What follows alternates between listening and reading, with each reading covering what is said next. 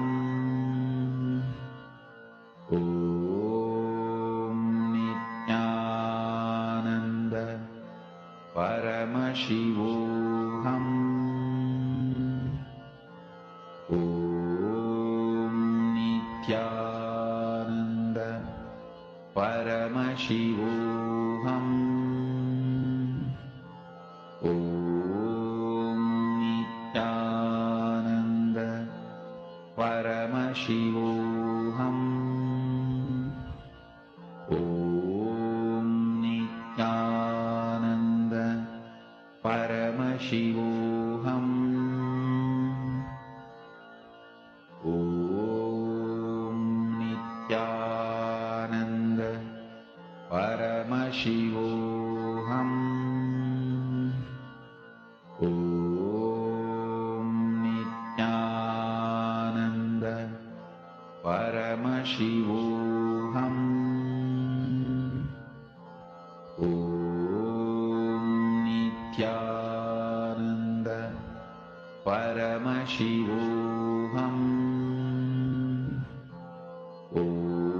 Om Nithyananda Paramashivoham. Om Nithyananda Paramashivoham. Om Nithyananda Paramashivoham. Om Nithyananda Paramashivoham. Om Nithyananda Paramashivoham.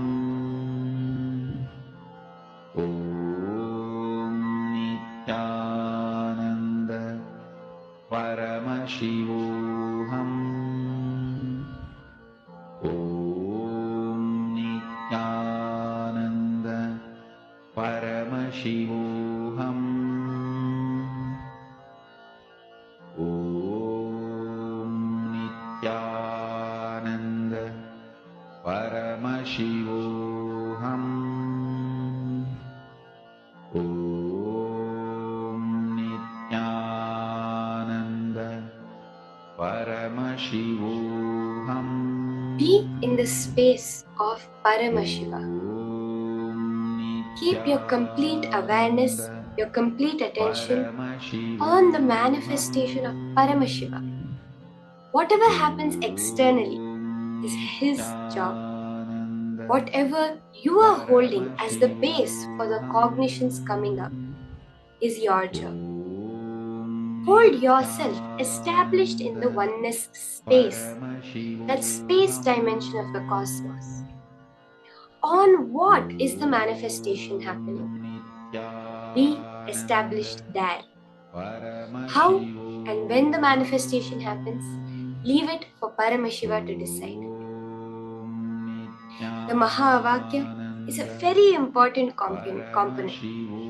Make sure you are vibrating your entire being with the Mahavakya and listening to yourself chant the Mahavakya. That witnessing consciousness, moving from being within the body to perceiving yourself as owning the body, as having the body. That perception comes when you start listening to yourself chanting the Mahavakya within you. Ensure no movements are happening. Let your body be completely still and your inner space be completely silent. Continue manifesting this power.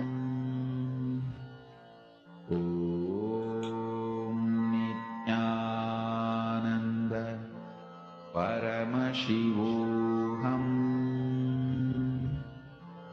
Om Nithyananda Paramashivoham. Om Nithyananda Paramashivoham. Om Nithyananda Paramashivoham. Om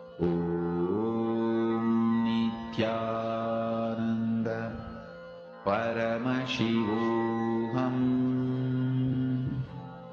Om Nithyananda Paramashivoham. Om Nithyananda Paramashivoham. Om Nithyananda Paramashivoham. Om Nithyananda Paramashivoham. Om Nithyananda Paramashivoham. Om Nithyananda Paramashivoham. Om Nithyananda Paramashivoham. Om Nithyananda Paramashivoham. Om Nithyananda Paramashivoham. Om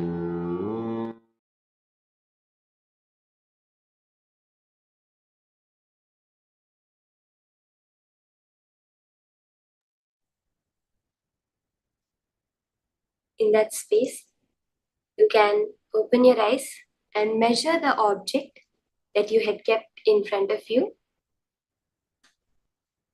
Check on the change in the height, in whatever features of the object. Just check the change. See, don't feel like, oh, it didn't increase the height, it only reduced the height. It is a manifestation. That one glimpse you have, Swamiji says 9 seconds of thoughtless space is when you manifest powers. 21 seconds of a thoughtless space is complete enlightenment. So that few seconds when you sit in that intense unclutching, that is when the manifestation happens. So I request everyone, just measure back your object. You can post in the group.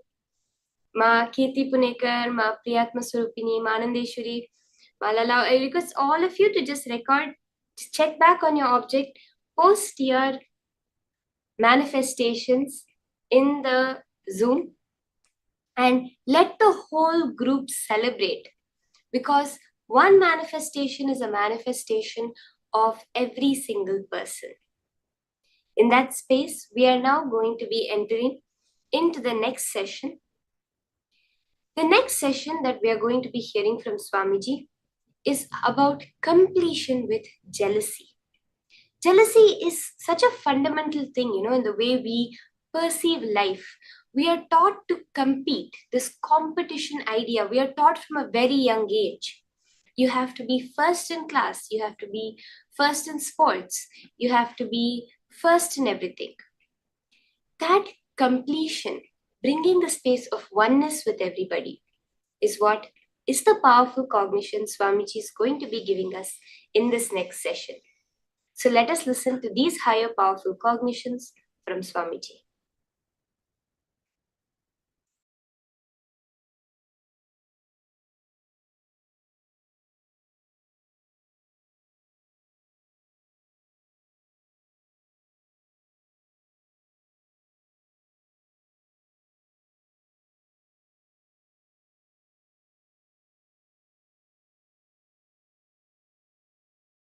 Next pattern we will work on is the pattern of jealousy and comparison. Vishuddhi chakra, throat center. The thought pattern of jealousy and comparison.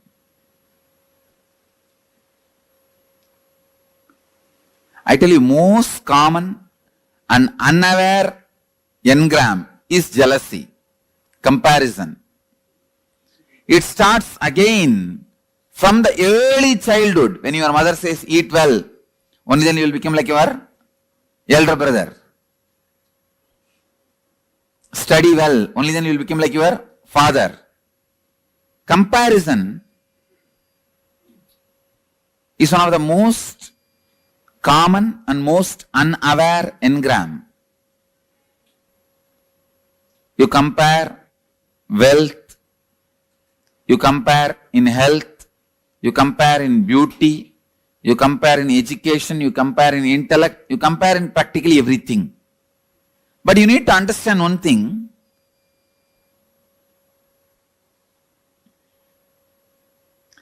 God is not an engineer to do mass production. Only in mass production you can compare one product with another. God is an artist. He paints each one of you. He designs each one of you. He carves each one of you. How can you compare between one art piece and another art piece? You are unique. Each one of you are unique. All of you are not equal. No. All human beings are not equal. No. All human beings are unique. It's like each human being is a unique flower. Uniqueness flowers in you. Fulfillment flowers in you when you realize your uniqueness more and more and more.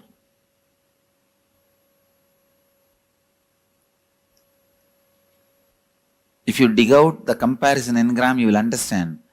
Sometimes you waste years of your life just because of comparison. Your neighbor has a big house. Even though you don't need, you waste so much of your time, energy, putting it and investing it in a house. Finally, when you have that big house and are not able to maintain it, when you are not able to maintain, when you realize you don't need that big house, you feel, oh God, 8 years of my life I wasted in this. I really needed a car. I could have put little bit of money into the car. Instead, I put all the money into this house. Now I am not able to maintain.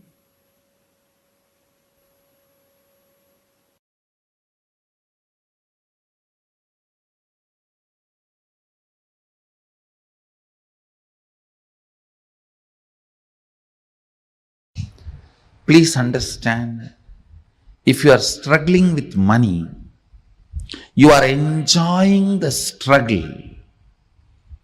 You are not interested in manifesting.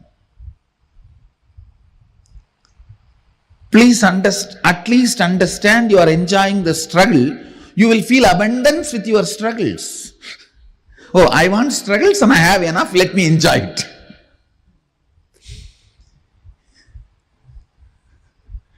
At least feel abundance. You want struggles, 2000 struggles around you, and you have 2500 struggles. Enjoy them.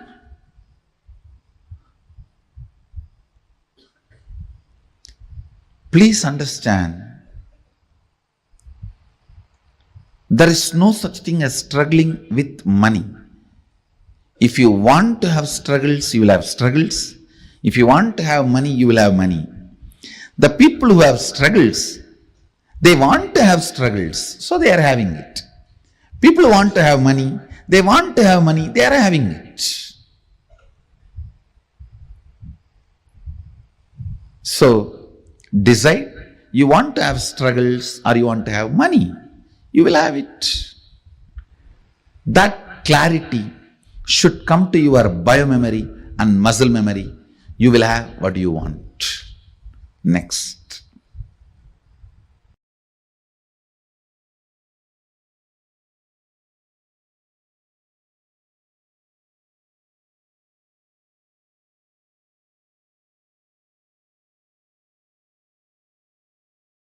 Please understand, in each of this, you have your vested interests. Many times, you visualize in poverty, you are free from all responsibility. You just want to be free from all responsibilities and commitment. Then you constantly visualize, entertain, cherish the poor life. When it actually lands on you, you say, no, this is not what I wanted. Without knowing what is going to come, you cherish, visualize, entertain a thought current. After you attract that, you think, oh God, I think I missed it. Please understand, universe is intelligent and compassionate. It gives you only what you ask for, never anything else.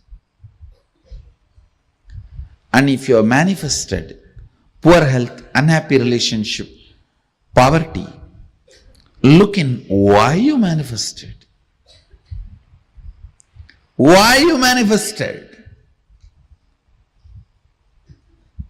And dig it out from your muscle memory and biomemory, the root patterns. Why you manifested poor health, poverty, unhappy relationships, and complete it. You will understand you always manifested only what you wanted, knowingly or unknowingly.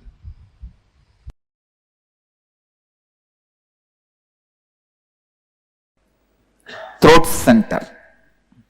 A throat center. This throat center is blocked when there is a non-alignment between the imagination, expectation you carry about others and the others' expectation about you. Listen.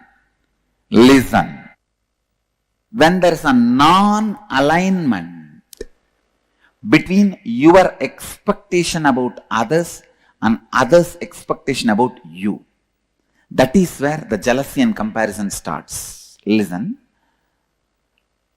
You may have a superficial jealousy, superficial comparison, very superficial. Like while you are driving in a Mercedes-Benz, if a BMW passes by, a superficial comparison. But those things does not affect you. The root jealousy, the root comparison which affects you is the non-alignment of your expectation and the other person's expectation.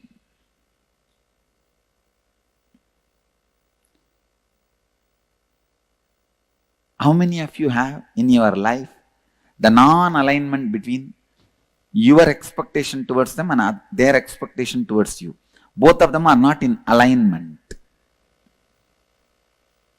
Then you have a problem in throat center. Anyakara is what you believe and project others to be for you as per your understanding. Listen. These are all like a legal definition. Anyakara is what you believe and project others to be for you. In this example, what I expect you for me and how I tell that to you. Clear? For example, now I am expecting Bhagavan to build a temple in Dallas, so I am expressing it to him. This is my Anyakara. He expects me should always honor all the words I utter and fulfill them. That is his Anyakara for about me. Clear? But now there is a non-alignment where I am fulfilling but he is not ready to fulfill. Clear? So his throat has a problem.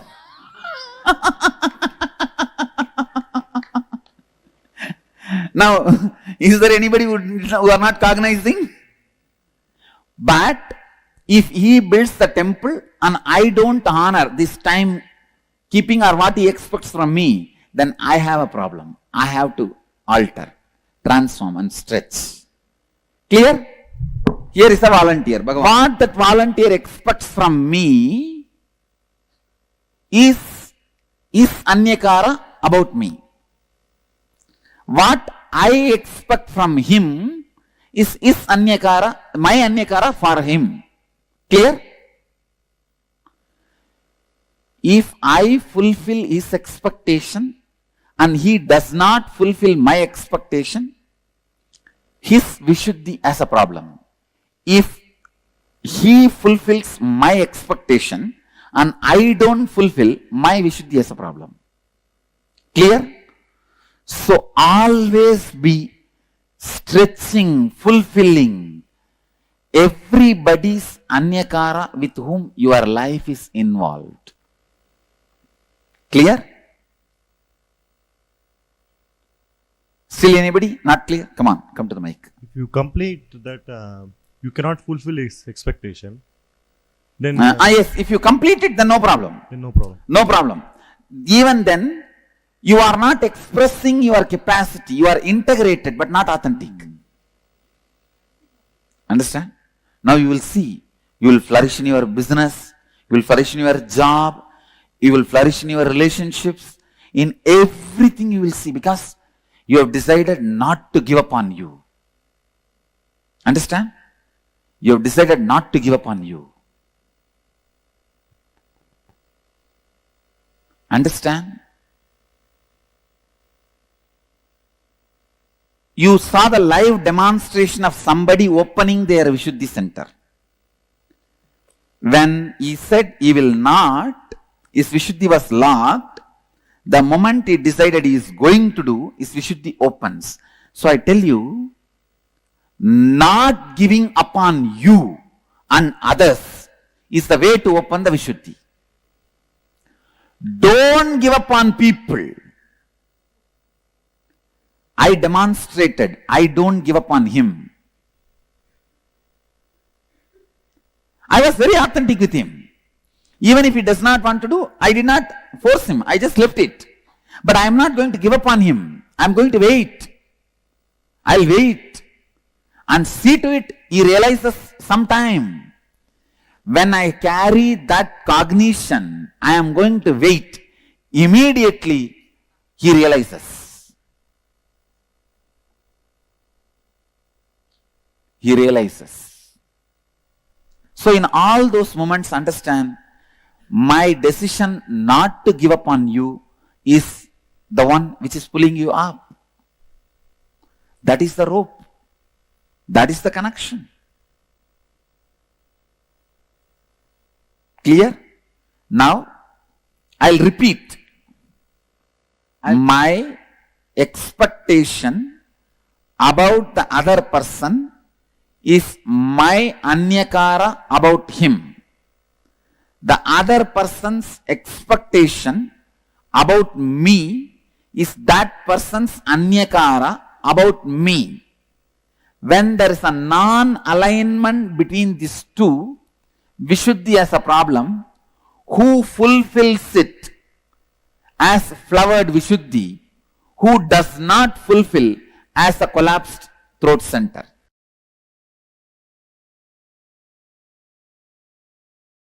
Now listen. Let me come back to emotion retention and emotion fermentation.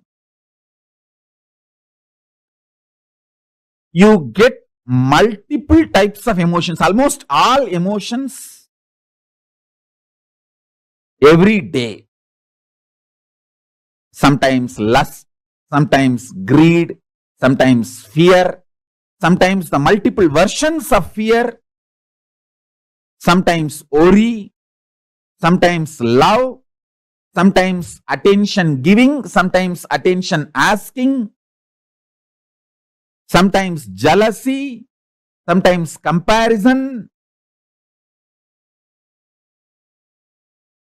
various emotions, sometimes the willpower, sometimes arrogance, sometimes frustration, different emotions I can describe. All kinds of emotions you get. But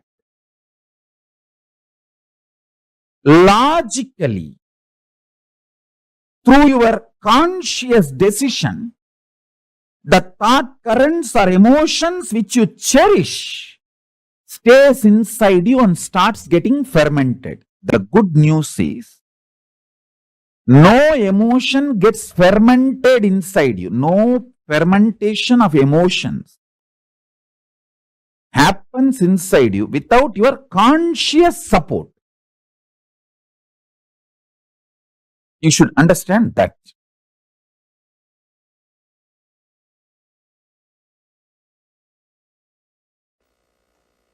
Please understand, I am talking a practical science. Listen. I am giving you the essence.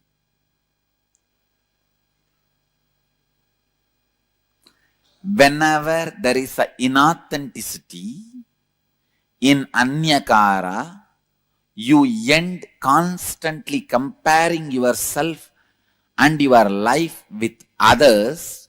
You end up with jealousy, hurt, anger, suffering.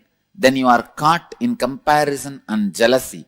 Jealousy is outcome of deep, innate violence you carry. Listen, I am putting it in a better way. Please understand, when somebody expects something from you, when their image about you demands your expansion, you are not interested in expansion. The violence you have, you show towards them as jealousy, saying, you expect this from me? Come on, now I will expect this much from you. You prove. Getting it? Cognizing it? How many of you are cognizing it? Jealousy starts to justify. Listen. Jealousy starts to justify you not fulfilling others' image, or, listen, jealousy starts to justify you not fulfilling others' image. Understanding? See, I will not fulfill what he wants from me because he does not fulfill what I want from him. And I will expand what I want from him before even thinking whether he is going to fulfill or not. If he has 10 million, I'll put it as 100 million I want from him. Then go there and say, see, he's not fulfilling my 100 million, so I'm not going to fulfill what he wants from me. Getting it? Cognizing it? Jealousy starts as the justification. Clear? Then it becomes a violence to declare your supremacy. Let me tell you. Cognize. Listen. First, hey, you have 10 million. If I ask 10 million, you may give. No. I'll ask 100. So you can't. So now, because you are not fulfilling, I can justify why I am not fulfilling. Why I am not expanding me to you? Because you are not expanding you to me. As a justification, jealousy starts. Then you have justified to many people that why you are jealous. Why you are jealous. Why you are jealous. You are justified to many people. And many people have fallen with your argument. And they say, all right, you are right, you are right, you are right. Then the jealousy doesn't keep quiet. It declares, now I am the supreme. Listen. For example, I say, hey, give me 100 million. You are not giving. So now I am also not going to fulfill your image about me. Then this fellow, yes, he says, yes, right. He falls. Then second fellow comes. For him also, I am not going to expand to you because you are not expanding to me. Justification. He falls. So one by one, when people start falling, suddenly you declare, hey, I am the most supreme. How many of you are cognizing it? Do you see in your life, in some areas, you declared supremacy? At least one area you have to declare supremacy to keep yourself alive. If you don't declare supremacy, even in one place, you cannot tolerate you. How many of you are cognizing me?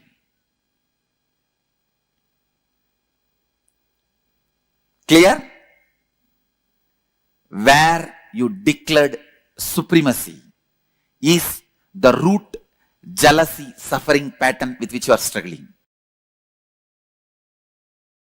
Listen, look in and verify at least 2 situations that happened in your life where you experienced jealousy and used it as a justification mechanism. Means, he is not fulfilling, why should I fulfill? I am justified. Some way. And look in and identify, write down how this jealousy became a defending mechanism, defending you from your own inauthenticity. When you are not coming for morning yoga, you say everyone is not coming, then what is the wrong? Nothing wrong. I also don't need to come. This is the level of the human awareness. I tell you, even the collective consciousness theory is nothing but your justification of jealousy, saying that everybody is like that only. I was also like that. And the third, look in and identify and write down how your defending mechanism protected your inauthenticity and how you declared supremacy of your inauthenticity.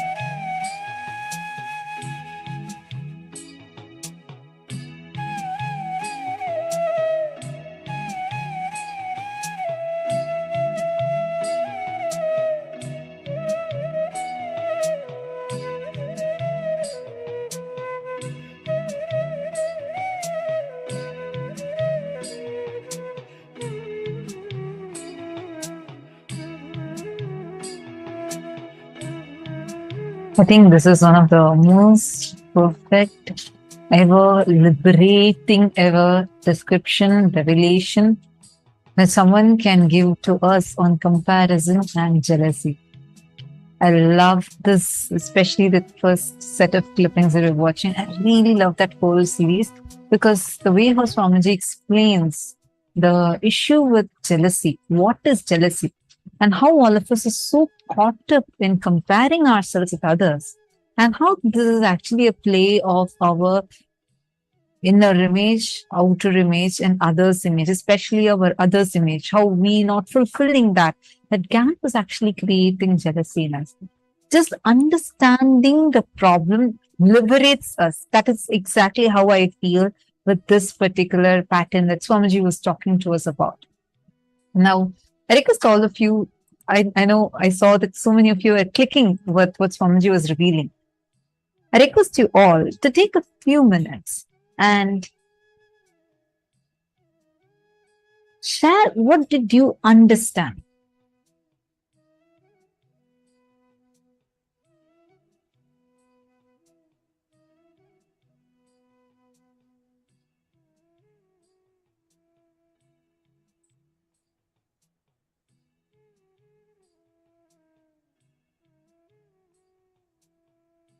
Take a few minutes and please post. What did you understand saying about how this comparison and jealousy happens in you? Mavinatara Nagaraj, actually, that's not quite possible. Saying we need to always keep meeting with others' expectations. It's actually not quite possible. It's impossible for anyone to fulfill another person's expectation. There was actually a story how a father and a son would be walking and taking a donkey along with them, and they're going to another village. So they have to pass through a few villages to reach the other village that they're heading to. So the first time they are walking, and all of a sudden some passerby says, "Oh, how foolish they must be. This dad is making the son walk while the donkey is just there right next to them. Can't they just make the son sit on the donkey and take him to the next village?" So both the father and the son hear this, and the father says, "All right, take and place the son on the donkey." Continues. And they go to the next village. And while they're walking, some villagers pass by and say, "Look how selfish the son is.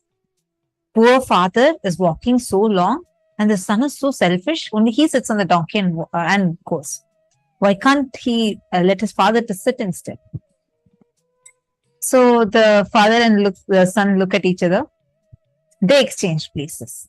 And as they continue, some more set of villagers see, "Oh God, so selfish this father is.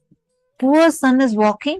Why can't he make the son also sit along with them and go?" So the father decides, all right, and takes the son and makes the son sit in front of him and goes on the donkey.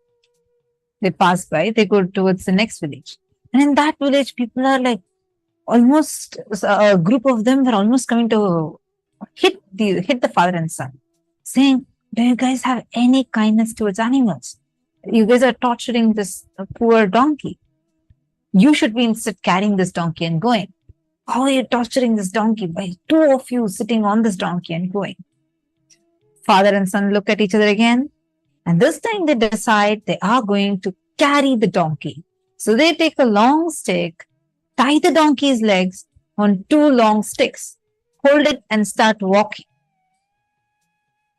The father is in the front, the son is at the back. They both walk.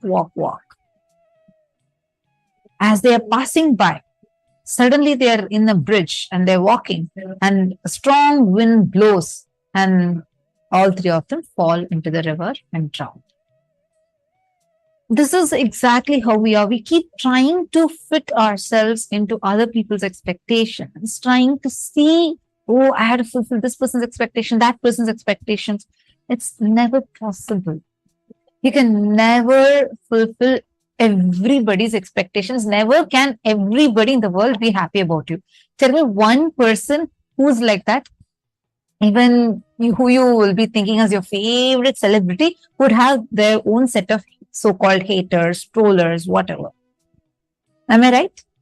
So it's not about fulfilling everybody's expectations. It is about fulfilling the anyakara the other person has for you. Now, what's the difference? We're going to understand that a little deeply, because it's impossible that you'd be able to fulfill everybody's expectations on you, but you are going to be learning about how to fulfill what the other person is having as an anyakara for you. You're understanding?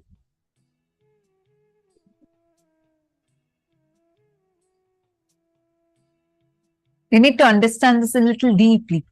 The expectations, what Swamiji is saying, this is what we understand, because usually we all understand expectations. It's okay, try to fulfill what other people, you think that this is what another person wants from me, and you go on looking at it in a very superficial way.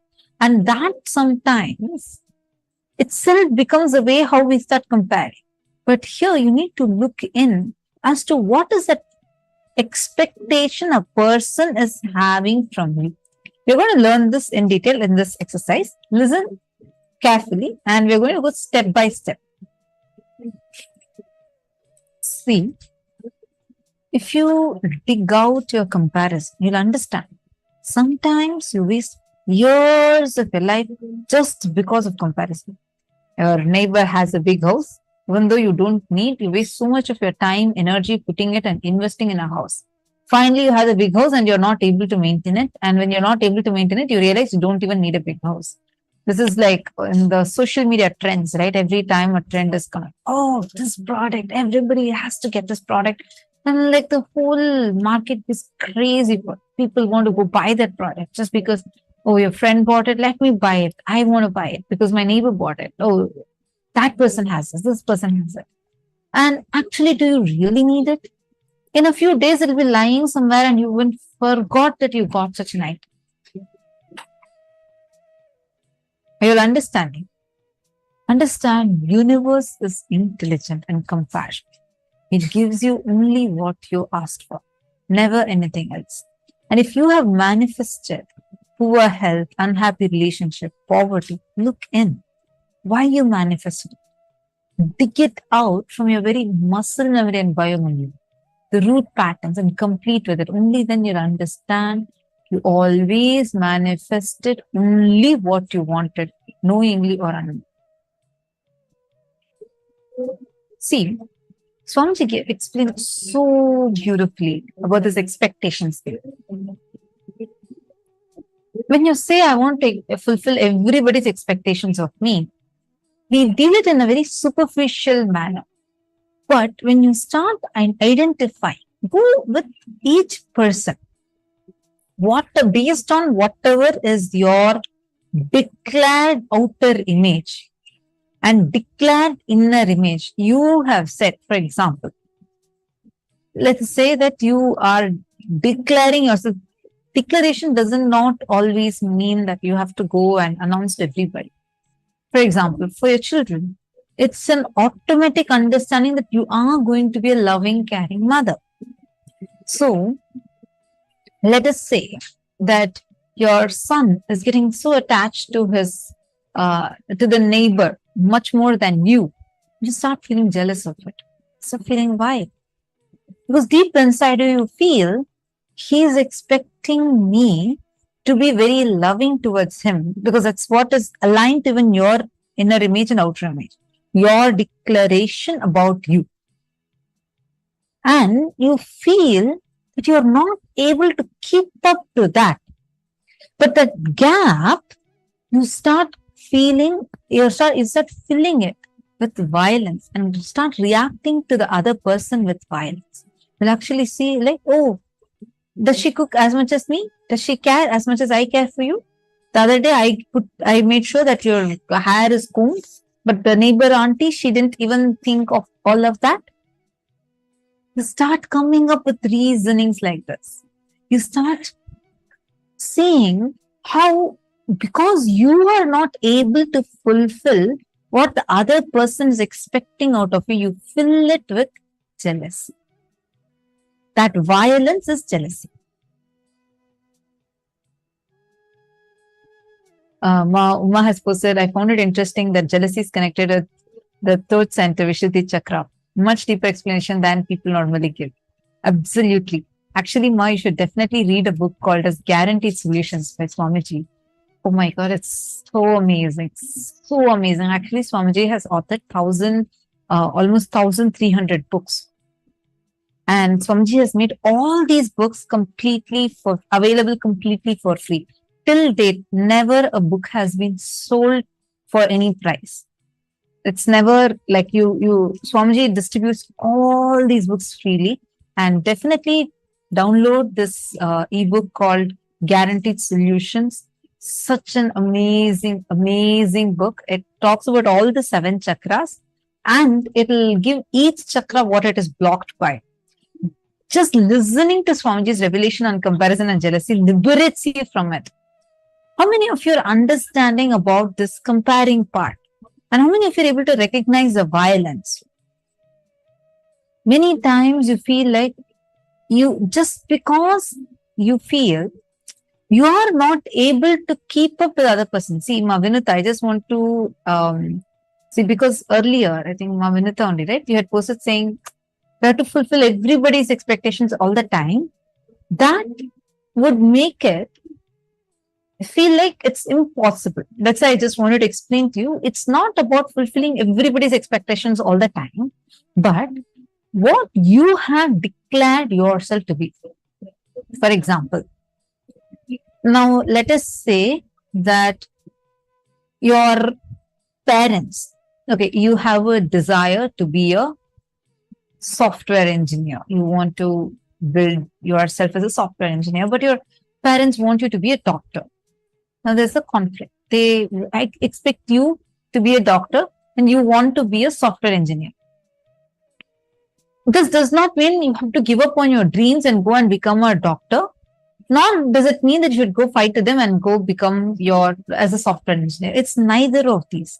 If you address it as just as fulfilling, everybody's expectations, I should keep saying yes, it'll make you only feel restricted and powerless. So that's why I just wanted to correct that. I think you had posted it now. So that's why I said it's not about fulfilling everybody's expectations, but it is about what you are declaring yourself to be. When people are expecting you to fulfill that anyakara, you are declaring yourself to be a good daughter to your parents. And you love your parents and you're declaring yourself to be that. So their expectation of you, that good daughter, includes that you would listen to them. So when you actually complete and look at it, the way you would operate would be completely different than when you start comparing, saying, oh, my sister alone is getting to do what she wants. I'm not getting to do what I want because probably my parents love her more. You start getting into those delusional thought currents, which is why you should start first understanding where the issue is. What is it that needs to be addressed? Ma Saraj is saying, my friend's son is a gambler and has wasted a lot of money. We can't say she wanted it. Actually, Ma Saraj, honestly, there's nothing that we manifest without us wanting it, including our suffering. You may wonder, probably in our past birth, somewhere we might have thought, I want to have the suffering. No, it's not in your past birth. Even now, many times we cherish our victimhood. We cherish the struggles we go through. You feel like you have not achieved something if you have not struggled for it. Something comes. You feel like, I have not done the struggle. Many people find that as a blockage even for power manifestation because they have not struggled for it. You feel it's not just a struggle, but even the worrying part. We're so addicted to worrying. We feel when worrying is missing, some anchor for our life itself is missing. So, as you inside, even you cherish it, you are giving that as an order to the cosmos. Every time you tell your victim story to a person, how do you remember it? It is you cherishing that thought current. And it's like you're placing an order to the cosmos. Cosmos will say, Tatastu, so be it, let it happen. And you manifest it and you wonder, when did I ever wish for this? It's not always you would have wished exactly for that particular action, but the result that it would give. What kind of a thing it is going to be making it as a reality for you. Are you understanding? So, I mean, of course, you cannot answer for your friend, but it's the feeling, what feeling she is getting is what she had aspired, knowingly or unknowingly. It's not that every time consciously you say, I have to suffer, I have to suffer. No, no, I'm sure we all are not sadistic like that towards ourselves, but we do cherish our victim feeling. We feel so rightful, justified to say how all these people treated you, how no one understood you. No, we all have this thing, right? Nobody understands me. Nobody loves me. This person hates me. That person hates me. Life is always like this. All these cognitions, whenever you cherish it inside you, you're saying, hey, this is my order to the cosmos. Like how when you go to a restaurant, you order food, you say, you tell the waiter you need all these items. Like that, every moment you're giving an order to the cosmos. You're placing an order, saying, give me these type of experiences again. So it's what we aspire for.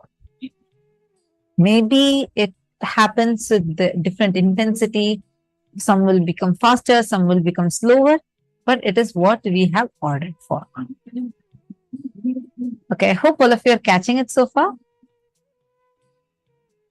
Now, depend on three major aspects of your life when you compare yourself with others. Then write down how much of your time, energy, and money you invest just because of this. Just because your best friend or your colleague has gotten a new t-shirt or a cool dress, and you feel like an urge till the previous moment you had enough clothes, and all of a sudden your wardrobe looks empty. You feel like there's nothing that you can wear, and you go ahead and buy. See, this is exactly how these industries exploit us by trying to make us go crazy to buy. Like whether it's phones, gadgets, dresses, makeup, everything is like that. Ma Saroj is saying, I accept we cherish our victimhood. But in this case, she really did not want him to waste his life. I agree. There's no, see, it's not that she wants him to waste his life, but when she completes with what exact feeling she's going through, when she sees her son waste his life, she will have the intelligence to also talk to him.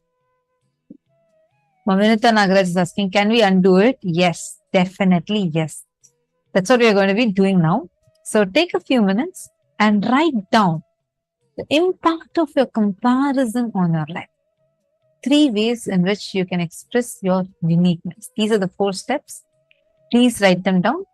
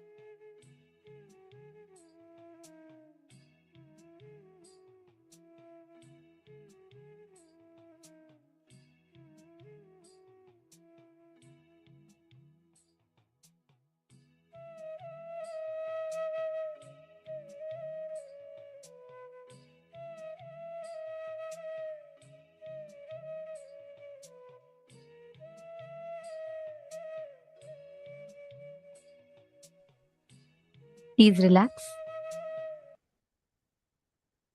Now, let us all enter into the power manifestation where we manifest this exact cognition whenever your inner space blossoms without any kind of comparison or jealousy. Your inner space starts manifesting that as reality.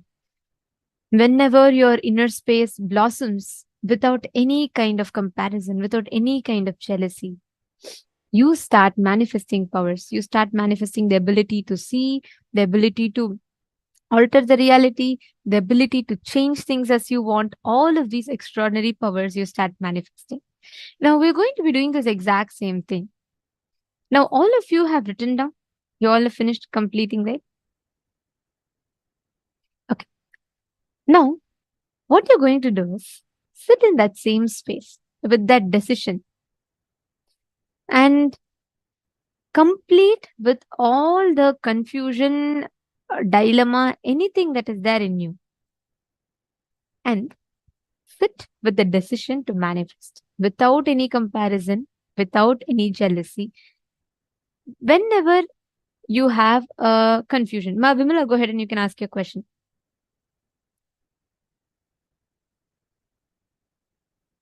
See, understand when you do not have any comparison and jealousy, you start manifesting the highest power, your uniqueness within you.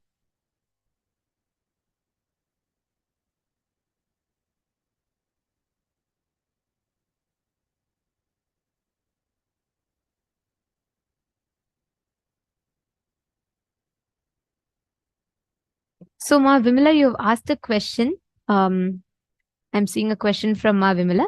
She's asking, Ma, can jealousy arise even when we over expect from ourselves for the sake of others and develop comparisons like I did so much, but they don't care? Okay. Will something like that close the throat chakra too? Or is this pride or something different? That's okay. Very nice question. First thing, what do we mean by expectations? Just because someone expects you, let's say someone comes and tells, okay, Ma Vimala, I expect you to do Bharatanatyam now. That you fulfilling is not your responsibility. We need to be clear. When we tell expectation of others, taking responsibility to fulfill it, what do we mean by that? Whatever is your declared outer image, based on your declared outer image, others anyakara towards you. Which means, based on your declared outer image, how you have declared yourself in life, based on that, what others expect from you, that is your responsibility to fulfill it. Are you catching it? So, whatever is the conflict that you have in your inner space, you taking responsibility to fulfill others' expectations, which is as part of your declared outer image. For example, I'll give you my example. My declared outer image is what? That I am an acharya, and because I have declared myself as an acharya, I have a certain expectations that I have to fulfill. Correct?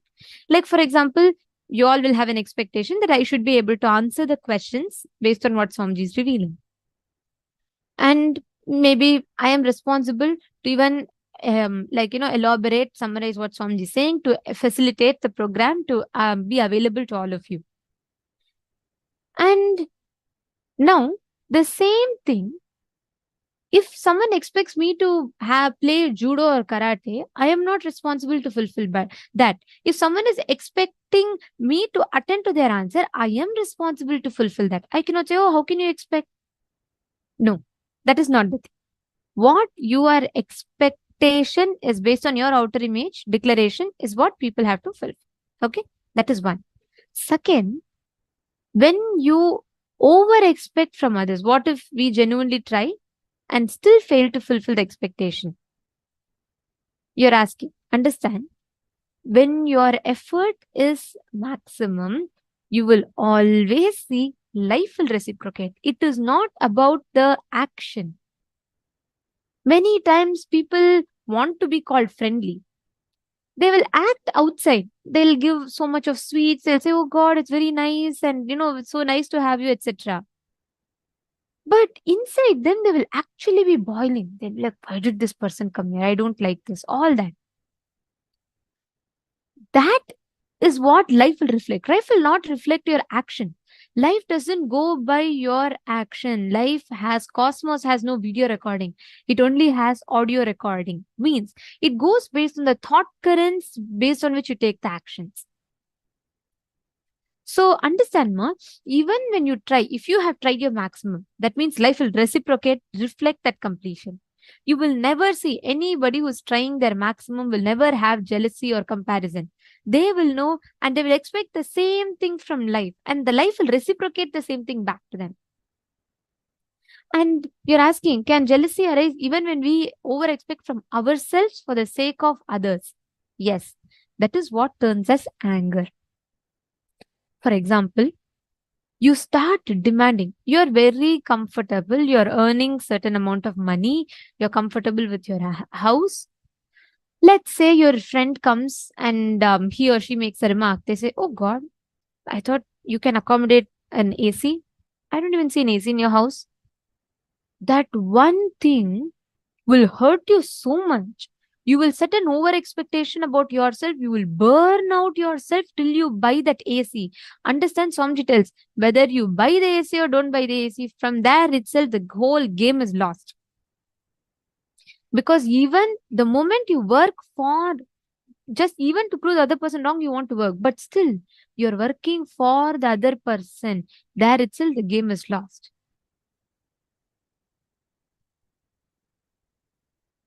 Ma Vimla is saying, now I understand the importance of my outer image and others' image of me.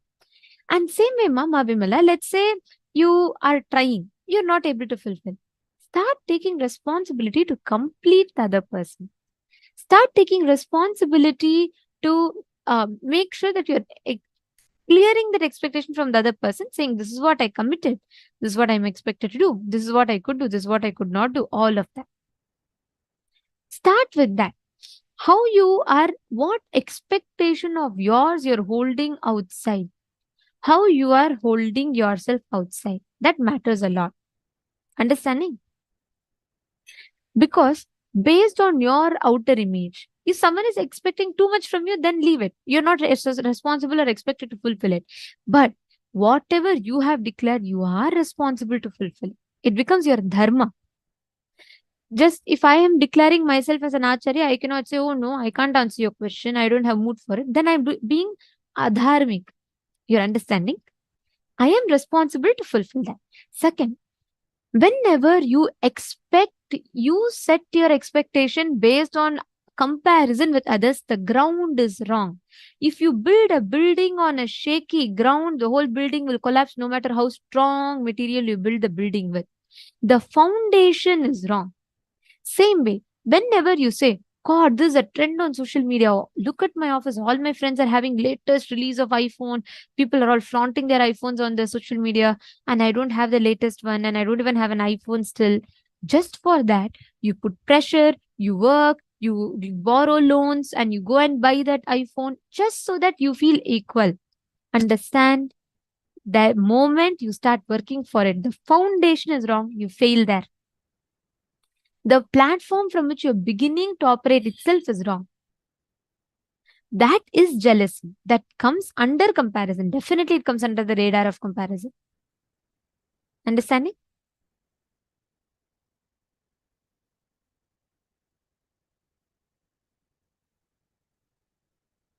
Identity, outer image by ourselves. Is that the foundation Maili is asking?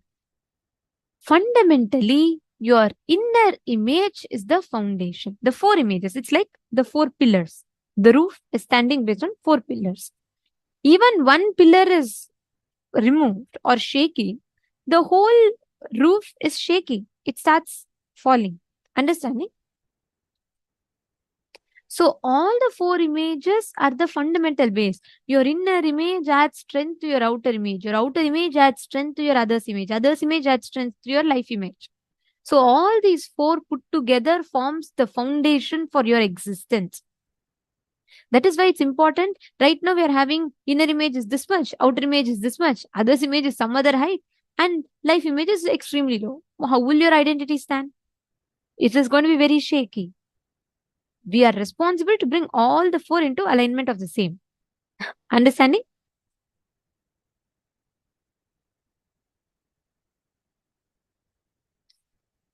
Now, I request every one of you to sit. Connect intensely to Swamiji. Start manifesting this power. The power of being able to use your conscious will and decreasing the size of the, increasing the size of your height, like increasing your own height. Declare consciously, say, Swamiji, with this cognition, let my inner space expand.